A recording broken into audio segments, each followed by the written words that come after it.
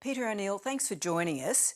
The underlying dispute that led to the riots was over a $120 shortfall in the first pay round for public servants this year, which prompted a police strike. The government says that it was just an administrative stuff-up, that somebody forgot to put in the tax-free threshold in pay packets. You don't seem to believe that. Well, everybody in Papua New Guinea don't seem to believe that, and not only me. But we all know that in the last budget that was passed in November 2023, there were certain changes to the tax regime that governs the salaries and wages tax. And part of that changes were now started to be implemented in 2024. Of course, the government is finding excuses, but it really needs to get back to Parliament and make those changes to try and assist Papua New Guineans who are struggling to put food on the table. Well, if it was a stuff-up, as the government says, and it's corrected in the next pay slips that people get, does the issue go away? As I said, no one in the country believes them. And unfortunately, this situation where $120 plus, as you say, of the salaries that were missed out by public servants is quite a significant amount of money for average Papua New Guinean families. And that is enough for them to buy basic goods so that they can feed their families. And this is about cost of living pressures that Papua New Guinean families are facing today. And as a result of the frustrations that it has been building up because of lack of income, lack of employment, huge unemployment problem in the country, and huge social issues in the country has led to this. And as a result, we had an unfortunate situation of law and order issue and looting and violence in the country. There have been suggestions in PNG, including from Prime Minister Marape, that there was an organised, possibly political element to the rioting and looting. Was he talking about you? Well, Mr. Marape needs to check his own thinking.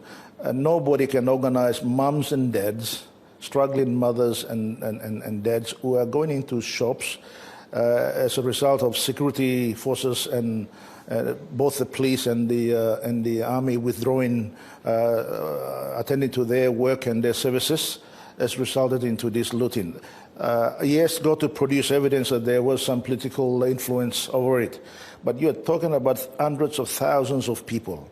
One can imagine how one can organize that kind of looting and violence for political purposes. So to clarify, were you in any way involved in organising those riots? Absolutely not. You've questioned the use of Australian taxpayer funds to support Mr Marape's government. What exactly is your allegation? Well, you know, my government and, of course, the government before that of Somare government, the Australian government has never supported direct funding to our budget. Without this direct funding has now been given to Marape over the last few years, started from Scott Morrison government to now Albanese government, without any strings attached. We have a huge corruption problem in this country, and of course the mismanagement of public funds in the country. As a result of that, of course, the funds that are given by Australian taxpayers are used for political purposes and mismanaged in the country. And the evidence is very clear by many instances, and one, for example, is that recently some of the contractors of the cronies of the government were paid large sums of money at a very early stage of the budget process this year. With respect, though, Mr O'Neill, those funds were loans which started during the period of COVID, and as far as the strings attached were concerned, they were done in conjunction with the IMF, which, as I understand it, is monitoring the use of those funds. So how does that stack up with the claims that it's just being funnelled into cronies? Even if they were loans, they are given to the government to use it to support the budget. And that means that they can expend the money at their pleasure. It is not tied to a project or infrastructure development or a hospital or school. And this is where the problem is. that there are loans given without any conditions. And the government of Papua New Guinea, especially Marape, is spending money for political purposes. And I don't think that the Australian taxpayer wants that to happen in this country.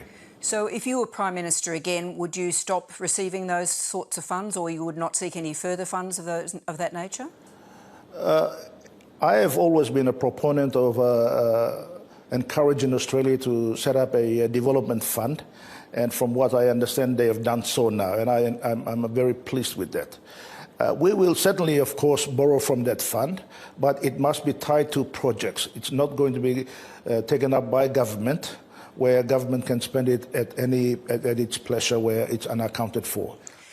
There's an 18-month grace period after an election preventing a vote of no confidence in PNG. In Mr Marape's case, that expires next month. Would you be pushing for a no confidence vote? And whoever pushes one, would you put yourself forward as a leader? Well, those options are available and provided for by the Constitution that gives us an ability to have checks and balance in our political process. But the vote of no confidence is a matter in which the Parliament can move. And, of course, that grace period expires on the 9th of February, and Parliament resumes on the 13th of February, and it's entirely up to the leaders. Whether I put my hand up as an alternate Prime Minister or not, it's up to the members of Parliament, and we will continue to have those discussions. Well, you're facing criminal charges over the Royal Commission findings. You gave false evidence over a multi-million-dollar government loan loss on an investment deal. Would this hinder your chances of returning to the Prime Ministership?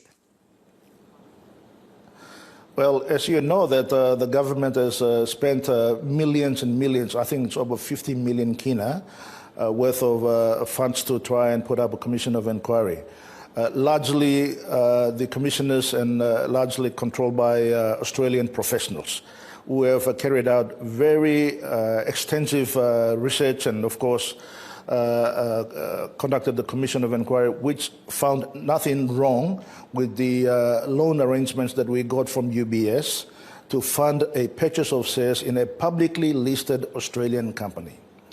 Now, the reference you're making to criminal charges, of course, since leaving the Prime Minister's office in July in 2019, I have been subject of many charges, and I have, in fact, won every one of them. There is no merit to the criminal charges. It is politically motivated, and I intend to defend myself, which I'm doing so in court. So I'm a great believer in our judiciary system, and they will make the right decisions after the court hearing. Peter O'Neill, thank you so much for speaking to us tonight. No problem. Thank you, Laura, and thank you for the interview. Thank you.